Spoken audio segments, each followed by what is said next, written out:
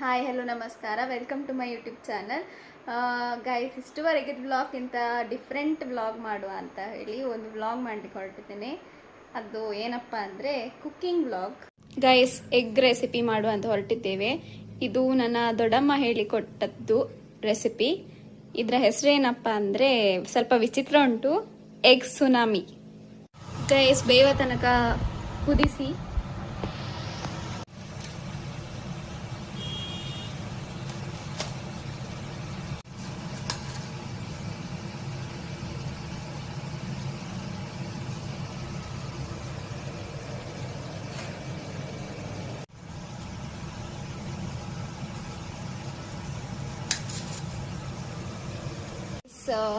ಅರಶಿನ ಪುಡಿ ಬೇಕು, ಮತ್ತು ಚಿಲ್ಲಿ ಪೌಡರ್, ಮತ್ತು ಕಾಶ್ಮೀರಿ ಚಿಲ್ಲಿ ಪೌಡರ್, ಮತ್ತು ಉಪ್ಪು, ಮತ್ತು ತೆಂಗಿನೆಣ್ಣೆ, ಮತ್ತು ಜಿಂಜರ್ ಗಾರ್ಲಿಕ್ ಪೇಸ್ಟ್, ಮತ್ತು ಮೆಣಸು, ಟೊಮ್ಯಾಟೊ, ಕೊತ್ತಂಬರಿ ಸೊಪ್ಪು, ಮತ್ತು ನೀರುಳ್ಳಿ.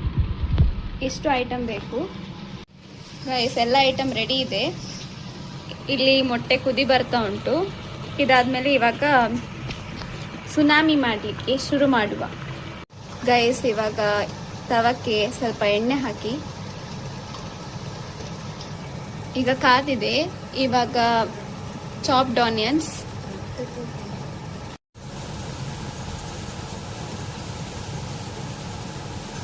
ಉಪ್ಪು ಹಾಕಿ, ಆವಾಗ ನೀರುಳ್ಳಿ ಬೇಗ ಬೇಯ್ತದೆ.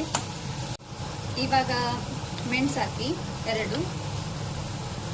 ಅದಾದ್ಮೇಲೆ ಸ್ವಲ್ಪ ಜಿಂಜರ್ ಗಾರ್ಲಿಕ್ ಪೇಸ್ಟ್, ನಿಮಗೆ ರುಚಿಗೆ ತಕ್ಕ ಹಾಗೆ. ಇವಾಗ ಟೊಮೆಟೊ ಹಾಕೊಳ್ಳಿ.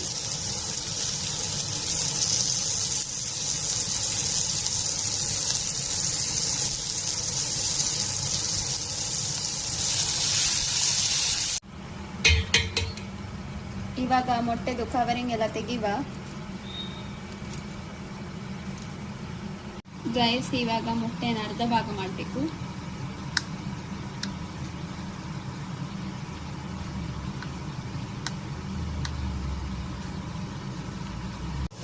ಸ್ವಲ್ಪ ಉಪ್ಪು ಹಾಕಿ, ಸ್ವಲ್ಪ ಅರಶಿನ ಹುಡಿ, ಸ್ವಲ್ಪ ಕಾಶ್ಮೀರಿ ಚಿಲ್ಲಿ ಪೌಡರ್, ನಿಮಗೆ ಖಾರಕ್ಕೆ ಎಷ್ಟು ಬೇಕು ನೋಡ್ಕೊಳ್ಳಿ. ಸ್ವಲ್ಪ ಚಿಲ್ಲಿ ಪೌಡರ್, ಯಾರಿಗೆ ತುಂಬ ಖಾರ ಇಷ್ಟ ಸ್ವಲ್ಪ ಪೆಪ್ಪರ್ ಹಾಕೊಳ್ಬೋದು. ಇವಾಗ ಸ್ವಲ್ಪ ನೀರು ಹಾಕಬೇಕು.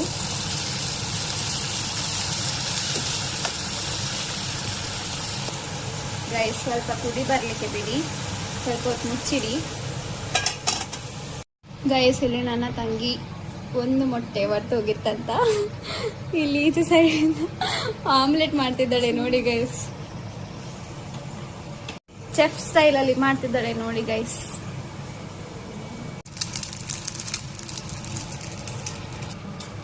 ಗೈಸ್, ಇಲ್ಲಿ ಕುದಿ ಬರ್ತಿದೆ.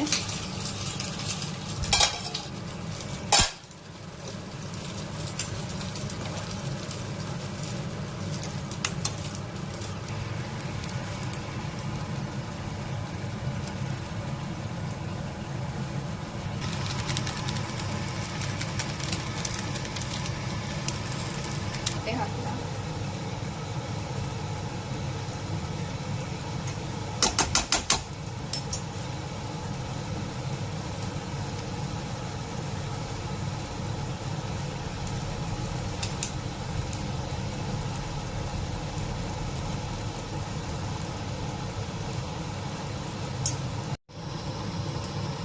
ಇವಾಗ ಸ್ವಲ್ಪ ಕೊತ್ತಂಬರಿ ಸೊಪ್ಪು ಹಾಕುವ.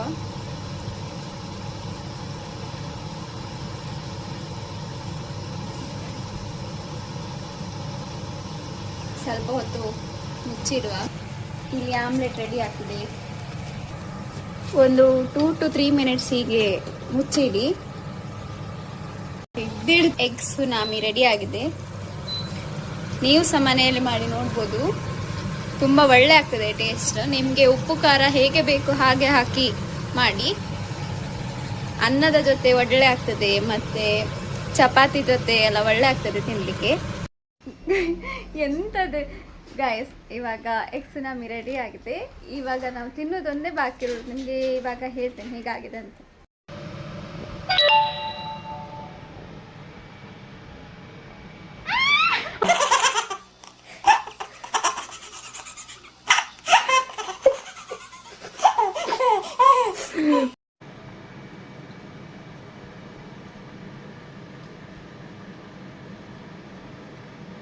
ಗೈಸ್ ತುಂಬ ಒಳ್ಳೆ ಆಗಿದೆ ಗೈಸ್. ನೀವು ಸಹ ಮನೇಲಿ ಟ್ರೈ ಮಾಡಿ. ಒಂದ್ಸರ್ತಿ ಅಂದರೆ ಬಿಡೋದಿಲ್ಲ ಗೈಸ್ ನೀವು.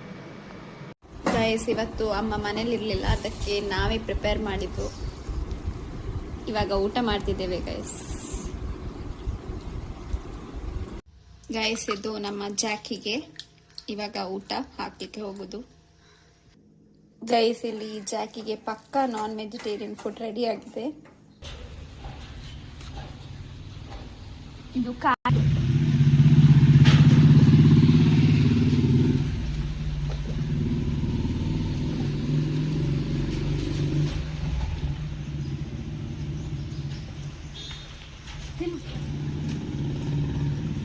ಗೈಸ್ ಯಾರಿಗೆಲ್ಲ ಮಾವಿನ ಹಣ್ಣು ಇಷ್ಟ ಅಂತ ಕಮೆಂಟ್ ಮಾಡಿ. ಗೈಸ್ ಊಟ ಆದ್ಮೇಲೆ ಮಾವಿನ ಹಣ್ಣು ತಿನ್ನೋದಿದ್ರೆ ಹೇಗೆ ಹೇಳಿ ಗೈಸ್? ನಿಮಗೆ ಬೇಕಾ ಗೈಸ್ ಮಾವಿನ ಹಣ್ಣು?